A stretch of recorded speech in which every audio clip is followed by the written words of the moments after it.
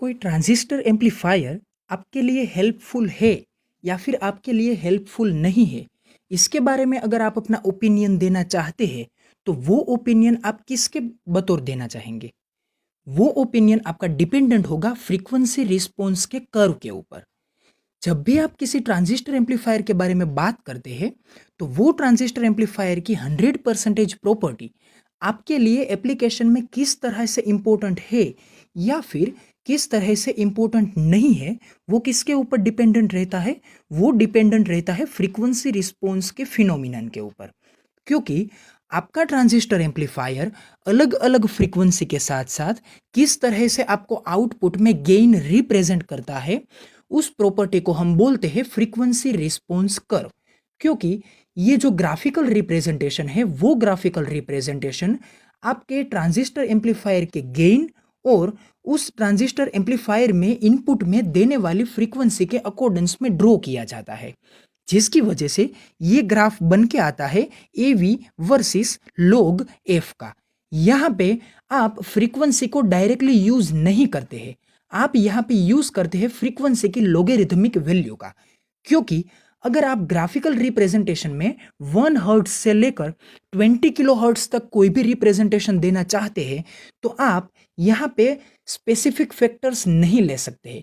क्योंकि इतने long span में आपको अगर एक्स एक्सिस के ऊपर कोई भी क्वांटिटी को लेना है, तो वो क्वांटिटी को आप अच्छी तरह से फैक्टर में रिप्रेजेंट नहीं कर सकते हैं। क्योंकि उसके फैक्टर्स का डिवीजन बहुत ही बड़े पोर्शंस में आएगा, जिसकी वजह से आप हर एक रीडिंग्स को ग्राफ में अच्छी तरह से रिप्रेजेंट नहीं कर सकते हैं। जिसकी वजह से आपको क्या करना पड़ता है, आपको उसी फ्रीक्वेंसी की लोगेरिथमिक वैल्यू को यूज करना पड़ता है। इसके लिए ये जो आपका फ्रीक्वेंसी रिस्पॉन्स का ग्राफ है, वो ग्राफ किसके बीच में ड्रॉ होता है? वो ड्रॉ होता है वोल्टेज गेन और फ्रीक्वेंसी की लोगेरिथमिक वैल्यू के बीच में। और इसकी वजह से कोई भी ट्रांजिस्टर एम्पलीफायर को अगर आप यूज करना चाहते हैं और वो ट्रांजिस्टर एम्पलीफायर आपके लिए सुइटेबल है या फिर आपके लिए सुइटेबल नहीं है, वो सभी टर्म्स किसके ऊपर डिपेंडेंट रहती है? वो डिपेंडेंट रहती है उसके फ्रीक्वेंसी के रिस्पॉन्स के कर्व के ऊपर। तो पहले हम देख लेते हैं इस लेक्चर के फ्रीक्वेंसी रिस्पॉन्स के इस फिनोमिनन के ओवरव्यू के बारे में। तो यहाँ पे हम देखेंगे आरसी कपल ट्रांजिस्टर एम्पलीफायर के फ्रीक्वेंसी रिस्पॉन्स के बारे में, जिसकी वजह से हम पहले आरसी कपल ट्रांजिस्टर एम्पलीफायर की सर्किट के बारे में देख लेंगे। फिर हम देखेंगे इस आरसी कपल ट्रांजिस्टर एम्पलीफायर में फ्रीक्वेंसी रिस्पॉन्स का ग्राफ होता क्या है, मतलब कि व्हाट इज फ्रीक्वेंसी रिस्पॉन्स। फिर इस फ्रीक्वेंसी रिस्पॉन्स की डेफिनेशन को देखने के बाद हम आगे देखेंगे इस फ्रीक्वेंसी रिस्पॉन्स का ये जो ग्राफ आता है, वो graph specially about RC couple transistor amplifier में किस तरह से आता है। यहाँ पे हम इस ग्राफ को देखेंगे और इस ग्राफ के अलग अलग पोर्शंस में जो भी गेन मिलता है, उस अलग अलग पोर्शंस के उस गेन को उस तरह से रिप्रेजेंट करने के रीजंस के बारे में देखेंगे। मतलब कि अगर आप इस ग्राफ में देखते हैं, तो आपको एक मिडल की रेंज में, मतलब कि 50 हर्ट्ज से लेकर 20 किलो हर्ट्ज के बिटवीन के पोर्शन में ये वोल्टेज का गेन किस तरह से मिलता है? एग्जैक्ट फ्लैट मिलता है, मतलब कि वो कांस्टेंट मिलता है। लेकिन उनसे कम रेंज में और उस रेंज से हायर रेंज में ये ग्राफ क्या होता है? नॉन लीनियर बनता है। नॉन लीनियर से मेरा मतलब ये होता है कि इसका कर्व 0 से इंक्रीज होता है, फिर उसके आफ्टर पोर्शन में भी ये कर्व हायर से 0 की ओर क्या होता है? डिक्रीज होता है। मतलब कि यहाँ पे टोटल 3 पोर्शंस जनरेट होते हैं, जिसकी वजह से ये जो गेन है, वो गेन 3 अलग अलग कैटेगरीज में क्या होता है? डिवाइड होता है। फिर हम आगे देखेंगे इस आरसी कपल ट्रांजिस्टर एम्पलीफायर के इस फ्रीक्वेंसी रिस्पॉन्स के कंक्लूजन के बारे में। तो अब हम बात करते हैं इन सभी स्लाइड्स, इन सभी टॉपिक्स के बारे में डिटेल में। आरसी कपल ट्रांजिस्टर एम्पलीफायर की सर्किट को देख सकते हैं। हम ऑलरेडी इस आरसी कपल ट्रांजिस्टर एम्पलीफायर के construction, working, mechanism, operation, merits, demerits और इसकी एप्लीकेशंस के बारे में आगे देख चुके हैं। तो यहाँ पे मैं उन सभी टर्म्स का थोड़ा सा ओवरव्यू आपको समझा देता हूँ। यहाँ पे हम देख सकते हैं कि आरसी कपल ट्रांजिस्टर एम्पलीफायर में यहाँ पे 2 स्टेज दिए गए हैं, जिसकी वजह से इसे बोला जा सकता है मल्टी स्टेज ट्रांजिस्टर एम्पलीफायर। यहाँ पे आप देख सकते हैं कि हर एक स्टेज में 4 अलग-अलग रजिस्टर है और उनके साथ-साथ 3 अलग-अलग कैपेसिटर्स है। जहाँ पे इस कैपेसिटर को बोलते हैं इनपुट कैपेसिटर, इसे हम बोलते हैं कपलिंग कैपेसिटर और इसे हम बोलते हैं बाईपास कैपेसिटर। इसी तरह का आइडेंटिकल सेकंड स्टेज कहाँ पे यूज होता है, इस फर्स्ट स्टेज के आफ्टर में, जिसकी वजह से इसे हम बोलते हैं बैक टू बैक कनेक्शन। फिर यहाँ पे इसे आरसी कपलिंग ट्रांजिस्टर एम्पलीफायर इसलिए नाम दिया गया है क्योंकि यहाँ पे कपलिंग कैपेसिटर और शंट रजिस्टर R2 दोनों का इस्तेमाल as a coupling term use होता है, जिसकी वजह से आप इसे बोल सकते हैं आरसी कपल्ड ट्रांजिस्टर एम्पलीफायर। ये RC coupled transistor amplifier specifically किसके लिए यूज होता है, ये स्पेसिफिकली ऑडियो सिग्नल्स को एम्पलीफाई करने के लिए यूज होता है, क्योंकि ऑडियो सिग्नल्स की रेंज में इसका ये जो आउटपुट का गेन होता है वो गेन कंसिडरेबली क्या रहता है, टोटली स्टेबल रहता है। और उस स्टेबिलाईजेशन की वजह से यहाँ पे आप इस आरसी कपल ट्रांजिस्टर का use as a audio frequency amplifier के बतौर पे यूज कर सकते हैं। लेकिन जब भी आप इस आरसी कपल ट्रांजिस्टर का यूज करते हैं तो इस ट्रांजिस्टर का यूज आप आगे के स्टेज में कर सकते हैं, लेकिन फाइनल स्टेज में ऑलवेज आप किस तरह का ट्रांजिस्टर का यूज करते हैं, किस तरह का एम्पलीफायर का यूज करते हैं, वो एम्पलीफायर होता है ट्रांसफॉर्मर कपल्ड एम्पलीफायर। क्योंकि ट्रांसफॉर्मर अच्छी तरह से इंपीडेंस मैचिंग के फिनोमिनन को रिप्रेजेंट कर सकता है, जिसकी वजह से ये इंपीडेंस मैचिंग की प्रॉपर्टी की वजह से आपका ये एम्पलीफायर पूरे के पूरे पावर को अपने स्पीकर को क्या कर सकता है, ट्रांसफर कर सकता है, जिसकी वजह से आपका स्पीकर पूरे के पूरे पावर को अपने ओर खींच सकता है और वो स्पीकर अच्छी तरह से अपनी हायर एफिशिएंसी के साथ साथ क्या हो सकता है, ब्लो हो सकता है। तो ये थे कुछ इंपॉर्टेंट पॉइंट्स जो कि हमें अच्छी तरह से जानने इंपॉर्टेंट थे about RC couple transistor amplifier. लेकिन यहाँ पे जब आप कभी भी फ्रीक्वेंसी रिस्पॉन्स के बारे में बात करते हैं तो आपको यहाँ पे दो टर्म्स के बारे में बात करनी पड़ती है। एक टर्म बनती है कैपेसिटर का काई सी, मतलब कि कैपेसिटर का कैपेसिटिव रिएक्टेंस, जो कि रिप्रेजेंट होता है 1/2 टाइम पाई एफ सी की वजह से। और यहाँ पे आप देख सकते हैं कि ये काई सी मतलब कि कैपेसिटिव रिएक्टेंस फ्रीक्वेंसी के साथ साथ क्या है, इनवर्सली प्रोपोर्शनल में है। मतलब कि अगर सिग्नल की फ्रीक्वेंसी डिक्रीज होती है तो इसका काई सी मतलब कि कैपेसिटिव रिएक्टेंस क्या होता है, इंक्रीज होता है, क्योंकि यहाँ पे ये जो आपकी फ्रीक्वेंसी है वो फ्रीक्वेंसी कहाँ पे आती है, डिनोमिनेटर में आती है। तो इसकी वजह से अगर कम फ्रीक्वेंसी होती है तो इसका काईसी इंक्रीज होता है, और अगर ये फ्रीक्वेंसी बहुत ही ज्यादा होती है तो क्या होता है, ये काईसी क्या हो जाता है, डिक्रीज हो जाता है। तो ये काईसी क्या है, एक तरह का रेजिस्टेंस है, जो रेजिस्टेंस कैपेसिटर में एसी सिग्नल की वजह से क्या होता है, प्रोड्यूस होता है, और वो रेजिस्टेंस एसी सिग्नल को फील होता है, किसकी वजह से फील होता है, उस कैपेसिटर की वजह से फील होता है। तो यहाँ पे हमें जो भी रिएक्टेंस के बारे में बात करनी है वो रिएक्टेंस अलग अलग फ्रीक्वेंसी के साथ साथ क्या होता है, चेंज होते रहता है, क्योंकि कैपेसिटर अलग अलग सभी फ्रीक्वेंसी के साथ साथ क्या देता है, अलग अलग बिहेवियर देता है, जिसकी वजह से ये इनपुट कैपेसिटर, ये कपलिंग कैपेसिटर और ये एमीटर बाईपास कैपेसिटर क्या करते हैं, अपना अलग अलग परफॉर्मेंस रिप्रेजेंट करते हैं।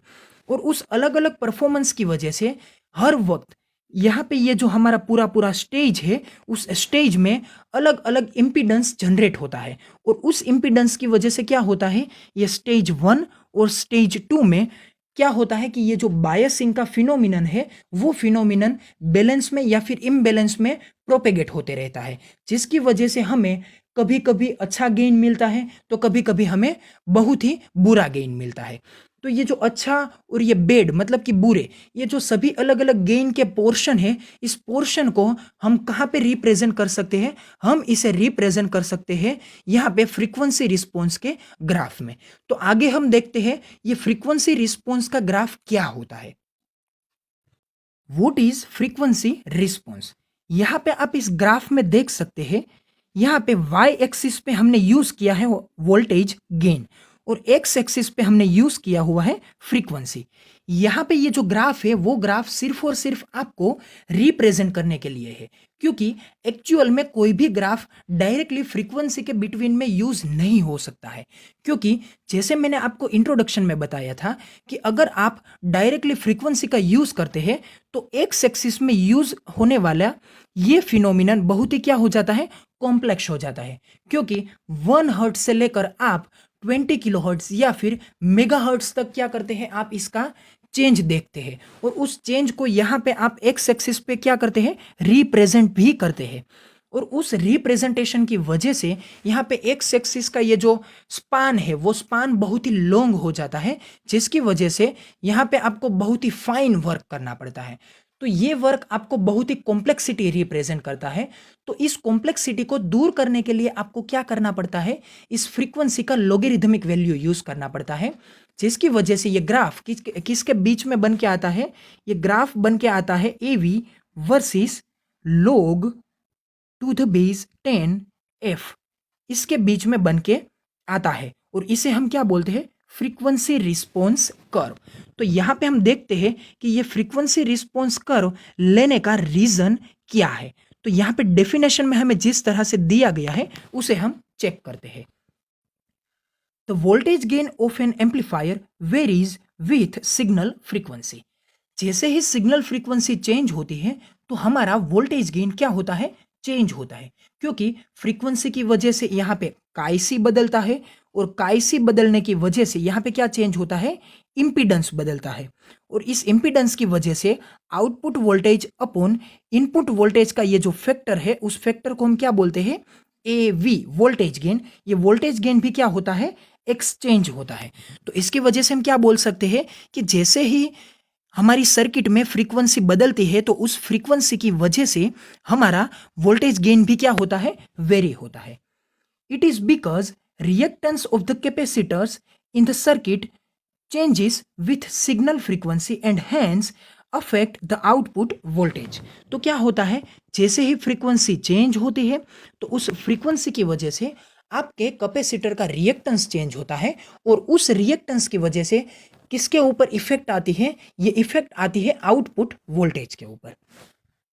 The curve between voltage gain and signal frequency of an amplifier is known as frequency response, जो कि यहाँ पे आपको ग्राफ में मिल सकता है। तो ये डेफिनेशन क्या बन के आती है, डेफिनेशन बन के आती है कि ये जो आपका कर्व है किसके बिटवीन का कर्व है, curve between the voltage gain and signal frequency, जिसे कि आप बोल सकते हैं फ्रीक्वेंसी रिस्पॉन्स कर्व। तो ये आपकी डेफिनेशन बन गई। The following figure shows the frequency response of the typical amplifier. मतलब कि जनरल एम्पलीफायर का ये जो फ्रीक्वेंसी रिस्पॉन्स का कर्व होता है वो कर्व कैसा होता है। यहाँ पे आप कर्व में 3 पोर्शंस को देख सकते हैं। यहाँ पे अगर आप देख सकते हैं तो क्या होता है, 0 हर्ट्ज से लेकर कुछ स्पेसिफिक फ्रीक्वेंसी तक आपका ये वोल्टेज गेन है, वो वोल्टेज गेन क्या होता है, राइज होता है। राइज होता है मतलब कि ये 0 से क्या हो गया, कुछ मैक्सिमम वैल्यू तक प्रोपेगेट होता है और उस मैक्सिमम वोल्टेज गेन को कुछ एक जो स्पेसिफिक फ्रीक्वेंसी के साथ हमें मिलता है, उस स्पेसिफिक फ्रीक्वेंसी को हम क्या बोलते हैं, उस फ्रीक्वेंसी को हम बोलते हैं FR। FR का मतलब क्या होता है, रेजोनेंट फ्रीक्वेंसी। रेजोनेंट का मतलब क्या होता है, रेजोनेंट का मतलब होता है कि उस वक्त आपकी सर्किट में करंट का प्रोपेगेशन क्या होता है, मैक्सिमम होता है। और करंट का मैक्सिमम प्रोपेगेशन होने की वजह से वोल्टेज गेन आपको क्या मिलता है, वोल्टेज गेन आपको मैक्सिमम मिलता है बाकी के सभी फ्रीक्वेंसी में। मतलब कि इस FR से लोअर फ्रीक्वेंसी में और इस FR से हायर फ्रीक्वेंसी में क्या है, ये गेन सडनली क्या होता है, डिक्रीज ही रहता है। मतलब कि इस FR के बाद में अगर आप लो फ्रीक्वेंसी देखते हैं, अगर आप हाई फ्रीक्वेंसी देखते हैं तो क्या होता है, लो फ्रीक्वेंसी में भी ये FR क्या होता है, सॉरी ये लो फ्रीक्वेंसी में भी ये वोल्टेज गेन क्या रहता है, डाउन रहता है। और इस हायर फ्रीक्वेंसी में भी ये वोल्टेज गेन क्या रहता है, कम रहता है। मतलब कि यहाँ पे 3 पोर्शंस जनरेट होते हैं। एक होता है लो फ्रीक्वेंसी का, दूसरा होता है रेजोनेंट फ्रीक्वेंसी का और तीसरा होता है हायर फ्रीक्वेंसी का। लो और हायर दोनों फ्रीक्वेंसी के रेंज में ये वोल्टेज गेन क्या रहता है, लो रहता है। लेकिन सिर्फ और सिर्फ रेजोनेंट फ्रीक्वेंसी में ये वोल्टेज गेन क्या रहता है, बहुत ही हाई रहता है। तो इसकी वजह से आपका ये फ्रीक्वेंसी रिस्पॉन्स का कर्व है, वो कर्व 3 पोर्शन में डिवाइड होता है, हाई, मिड और लो। फिर क्या बात आती है, the gain of the amplifier increases as the frequency increases from 0 till it becomes maximum at FR which is known as resonant frequency। मतलब कि आपका ये वोल्टेज गेन 0 हर्ट्ज से लेकर कुछ एक स्पेसिफिक फ्रीक्वेंसी तक क्या होता है, इंक्रीज होता है। और इस इंक्रीजिंग को हम क्या बोलते हैं, लोअर फ्रीक्वेंसी पोर्शन। और एक स्पेसिफिक फ्रीक्वेंसी के पास ये क्या हो जाता है, मैक्सिमम हो जाता है, जिस स्पेसिफिक फ्रीक्वेंसी को आप क्या बोलते हैं, रेजोनेंट फ्रीक्वेंसी FR। और if the frequency of signal increases beyond FR, beyond FR का मतलब क्या होता है कि FR के बाद में अगर आप उसी फ्रीक्वेंसी को इंक्रीज करते रहते हैं तो क्या होता है, उस पोर्शन में ये जो वोल्टेज गेन है वो वोल्टेज गेन क्या होता है, डिक्रीज होने लगता है, जिसकी वजह से वो ग्राफ क्या आता है, वो ग्राफ नीचे की ओर प्रोपेगेट होता है।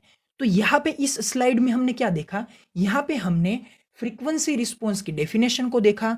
इस डेफिनेशन में हमने क्या बात की कि वोल्टेज गेन और फ्रीक्वेंसी की लॉग वैल्यू के बीच का ये जो ग्राफ प्रिपेयर होता है, इस ग्राफ को हम क्या बोलते हैं, फ्रीक्वेंसी रिस्पॉन्स कर्व। और बाद में हमने ये देखा कि ये जो हमारा फ्रीक्वेंसी का रिस्पॉन्स का कर्व है वहाँ पे वोल्टेज का चेंज क्यों आता है, क्योंकि ये जो सिग्नल की फ्रीक्वेंसी जिस तरह से चेंज होती है तो उसी वजह से हमारा कैपेसिटर का रिएक्टेंस भी क्या होता है, चेंज होता है। और उसकी वजह से आउटपुट का ये जो वोल्टेज है वो वोल्टेज क्या होता है, वेरी होता है। तो उसकी वजह से ये फ्रीक्वेंसी रिस्पॉन्स का ये कर्व है, वो कर्व टोटल 3 पोर्शंस में क्या होता है, डिवाइड होता है। अब हम आगे बात करते हैं इस कर्व के और डिटेल में। यहाँ पे आप देख सकते हैं, the performance of an amplifier depends to a considerable extent upon its frequency response. मतलब कि किसी भी एम्पलीफायर का जो परफॉर्मेंस होता है वो परफॉर्मेंस स्पेशली किसके ऊपर डिपेंडेंट होता है, वो डिपेंडेंट होता है उसके फ्रीक्वेंसी रिस्पॉन्स के फिनोमिनन के ऊपर। ऐसा इसलिए इम्पोर्टेंट है क्योंकि कोई भी एम्पलीफायर को अगर आप यूज करना चाहते हैं तो वो एम्पलीफायर ऑलवेज किसके लिए यूज होता है, एसी सिग्नल्स को एम्पलीफाई करने के लिए वो यूज होता है। एसी सिग्नल में क्या होता है, एसी सिग्नल में फ्रीक्वेंसी आती है। मतलब कि वो एसी सिग्नल अगर किसी एक स्पेसिफिक फ्रीक्वेंसी के ऊपर कांस्टेंट रहता है तो हमें वहां पे कोई भी प्रॉब्लम्स यूज नहीं होता है। लेकिन अगर वो एसी सिग्नल कोई स्पेसिफिक फ्रीक्वेंसी के ऊपर वेरी होते रहता है तो आपका एम्पलीफायर उस स्पेसिफिक फ्रीक्वेंसी के रेंज के ऊपर भी काम करना चाहिए। मतलब कि वो एम्पलीफायर ऐसा नहीं होना चाहिए कि वो सिर्फ एक फ्रीक्वेंसी को अच्छी तरह से एम्पलीफाई कर ले, लेकिन अगर आप वहाँ पे फ्रीक्वेंसी के रेंज को अप्लाई करते हैं, रेंज से मेरा मतलब ये है कि कुछ लो फ्रीक्वेंसी से लेकर कुछ हाई फ्रीक्वेंसी तक वो क्या होता है, वेरी होता है। मतलब कि उस बैंड में कोई भी फ्रीक्वेंसी को आप यूज कर सकते हैं।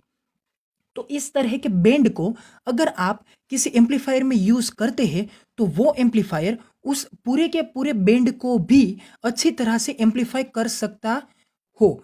ये हमारे लिए बहुत ही इंपॉर्टेंट है क्योंकि अगर वो किसी स्पेसिफिक फ्रीक्वेंसी को एम्पलीफाई कर सकता है लेकिन उसके अलावा की फ्रीक्वेंसी को वो एम्पलीफाई नहीं कर सकता है तो क्या होता है, वो एम्पलीफायर हर एक फ्रीक्वेंसी को एम्पलीफाई करने के लिए यूज नहीं हो सकता है, जिसकी वजह से उस एम्पलीफायर के मेरिट्स और डीमेरिट्स यहाँ पे प्रोड्यूस होते हैं, जो कि हम उस एम्पलीफायर को हर जगह पे यूज नहीं कर सकते हैं।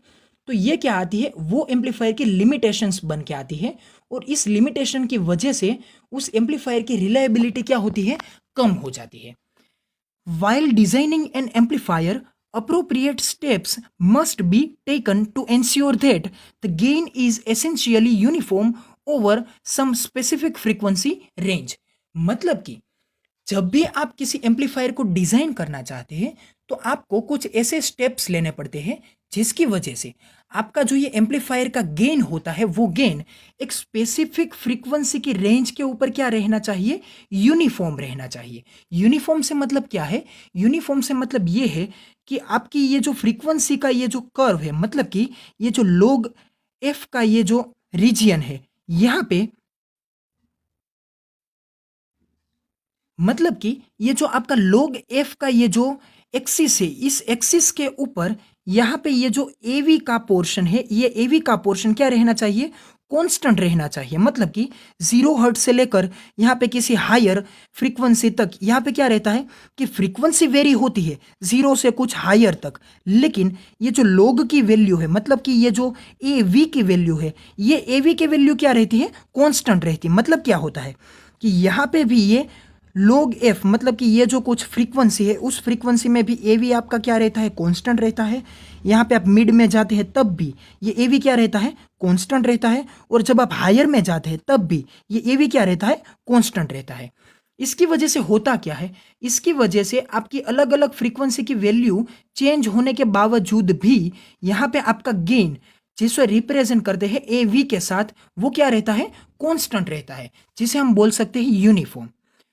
For instance, in case of an audio amplifier which is used to amplify speech or music, it is necessary that all the frequency in the sound spectrum की frequency क्या होती है, 20 हर्ट्ज से लेकर 20 किलो हर्ट्ज तक। तो इस frequency के रेंज में क्या रहना चाहिए, आपका गेन यूनिफॉर्मली कांस्टेंट रहना चाहिए, जिसकी वजह से आप आरसी कपल ट्रांजिस्टर एम्पलीफायर को किसके लिए यूज कर सकते हैं, इस ऑडियो फ्रीक्वेंसी को एम्पलीफाई करने के लिए यूज कर सकते हैं। Should be uniformly amplified, otherwise speaker will give a distorted sound in output. मतलब कि यहाँ पे हमने देखा कि आपका एम्पलीफायर एक स्पेसिफिक फ्रीक्वेंसी के रेंज में क्या देना चाहिए, आपके गेन को यूनिफॉर्मली कांस्टेंट देना चाहिए, जिसकी वजह से आपका एम्पलीफायर उस स्पेसिफिक फ्रीक्वेंसी के रेंज में क्या करता है, अच्छी तरह से स्टेबिलाइज वर्क कर सकता है। और उसकी वजह से ये एम्पलीफायर आपको कोई भी पोर्शन में यूज करने के लिए रिलायबिलिटी प्रोवाइड करता है। और हम यहाँ पे किसके बारे में बात कर रहे हैं, हम यहाँ पे specifically RC couple transistor amplifier के बारे में बात कर रहे हैं। तो वो RC couple transistor amplifier specifically कौन सी पोर्शन में यूज होता है, वो साउंड स्पेक्ट्रम में यूज होता है। तो साउंड स्पेक्ट्रम का मतलब क्या होता है, ये हियरेबल रेंज में आता है। और ये जो हियरेबल रेंज की फ्रीक्वेंसी है, वो फ्रीक्वेंसी का स्पेक्ट्रम कहाँ से कहाँ तक है, वो है 20 हर्ट्ज से 20 किलो हर्ट्ज तक। मतलब कि इस रेंज में आपका गेन क्या रहना चाहिए, कंसिडरेबली यूनिफॉर्म रहना चाहिए, जिसकी वजह से आपका स्पीकर विदाउट एनी डिस्टोर्शन क्या कर सकता है, अच्छी तरह से ब्लो कर सकता है, जिसकी वजह से हम आरसी कपल ट्रांजिस्टर एम्पलीफायर को अच्छी तरह से as a audio amplifier use कर सकते हैं। यहां पे बात आती है फ्रीक्वेंसी रिस्पॉन्स के बारे में, specifically RC couple transistor amplifier के लिए। The performance of an amplifier depends to a great extent upon its frequency response. कोई भी एम्पलीफायर का परफॉर्मेंस किसके ऊपर डिपेंड होता है, इसकी फ्रीक्वेंसी रिस्पॉन्स के ऊपर डिपेंड होता है। Frequency response curve for RC coupled transistor amplifier is shown in the following figure. It has three portions to understand. मतलब कि यहाँ पे हमें तीन अलग अलग पोर्शंस को क्या करना होता है, मेंशन करना होता है। पहले हम देख सकते हैं यहाँ पे इस फ्रीक्वेंसी रिस्पॉन्स को। यहाँ पे आप देख सकते हैं कि 50 हर्ट्ज से लेकर 20 किलो हर्ट्ज के बीच का ये जो पोर्शन है, इस पोर्शन में ये जो वोल्टेज गेन का एक स्पेसिफिक वैल्यू है, वो वैल्यू क्या रहता है, यूनिफॉर्म रहता है। मतलब कि क्या रहता है, कांस्टेंट रहता है, चाहे फिर वो फ्रीक्वेंसी 50 हर्ट्ज हो या फिर वो 20 किलो हर्ट्ज हो। यहाँ पे उसका ये जो गेन है, वोल्टेज गेन है, वो वोल्टेज गेन क्या रहेगा, यूनिफॉर्म रहेगा। लेकिन लेस देन 50 हर्ट्ज में, मतलब कि लेस देन 50 हर्ट्ज से मतलब क्या होता है, इसे हम बोल सकते हैं लोअर फ्रीक्वेंसी रेंज। तो इस लोअर फ्रीक्वेंसी रेंज में ये जो गेन है, वो गेन क्या होता है, वो गेन वेरी होता है। कहां तक वेरी होता है, 0 से लेकर हायर वैल्यू तक। और यही फिनोमिनन हमें इनवर्सली देखने को मिलता है। इनवर्सली से मेरा मतलब क्या है, ओपोजिटली देखने को मिलता है। कहाँ पे ये ऑपोजिटली देखने को मिलता है? ये देखने को मिलता है हायर फ्रीक्वेंसी में। मतलब कि हायर फ्रीक्वेंसी जो कि होती है ग्रेटर देन 20 किलो हर्ट्स। तो ये ग्रेटर देन 20 किलो हर्ट्स के पोर्शन में ये जो गेन है वो गेन क्या होता है, हायर वैल्यू से सडनली डिक्रीज होने लगता है। तो इसकी वजह से हमें तीन अलग अलग पोर्शंस मिलते हैं। वो तीन अलग अलग पोर्शंस क्या है? लोअर फ्रीक्वेंसी, मिड फ्रीक्वेंसी और हायर फ्रीक्वेंसी। मतलब कि एल, एम और एच। एल से मतलब होता है लो, एम से मतलब होता है मिड और एच से मतलब होता है हाई। तो लो कौन सा पोर्शन है? 0 से 50 हर्ट्स का। मिड कौन सा पोर्शन है? 50 से 20 किलो हर्ट्स का। और ये हायर कौन सा पोर्शन है? 20 किलो हर्ट्स से ग्रेटर का पोर्शन। तो अब हम जो आगे डिस्कशंस करने वाले हैं वो डिस्कशंस हमारे इन तीन अलग अलग पोर्शंस के बारे में होने वाली है। और इन तीन अलग अलग पोर्शंस में हम ये देखेंगे कि यहाँ पे तीनों अलग अलग पोर्शन में ये फ्रीक्वेंसी का ये जो गेन जनरेट होता है वो गेन अलग अलग क्यों जनरेट होता है।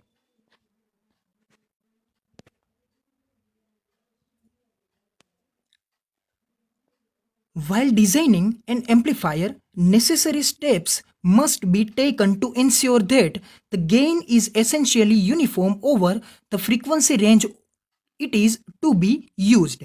मतलब कि जिस फ्रीक्वेंसी के रेंज में आप एम्पलीफायर को यूज करना चाहते हैं उस स्पेसिफिक फ्रीक्वेंसी के रेंज के ऊपर आपके एम्पलीफायर का गेन क्या रहना चाहिए? कांस्टेंट रहना चाहिए।